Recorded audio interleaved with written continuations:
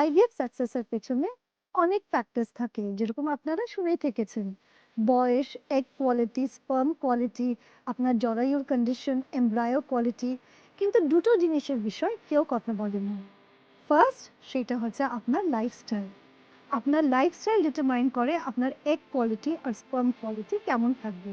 তাই জন্য আপনাদের লাইফস্টাইল ফ্যাক্টরস ইনক্লুডিং ওয়েট ঠিক করে কিন্তু আইভিএফ এর দিকে এগোনো উচিত। And second and most important হচ্ছে এমব্রায়োলজি ল্যাব। এমব্রায়োলজি ল্যাবের উপরে কিন্তু অনেকটাই সাকসেস রেটস ডিপেন্ড করে। ল্যাব কত উন্নত আছে, কত প্রসিজার্স হচ্ছে, ইক্সি হচ্ছে নাকি, অ্যাডভান্স প্রসিজার্স যেরকম লেজার, জেনেটিক টেস্টিং এগুলো আছে নাকি, এবং ল্যাবের এক্সপার্টিজ, এগুলোর উপরেও কিন্তু সাকসেস রেটস ডিপেন্ড করে।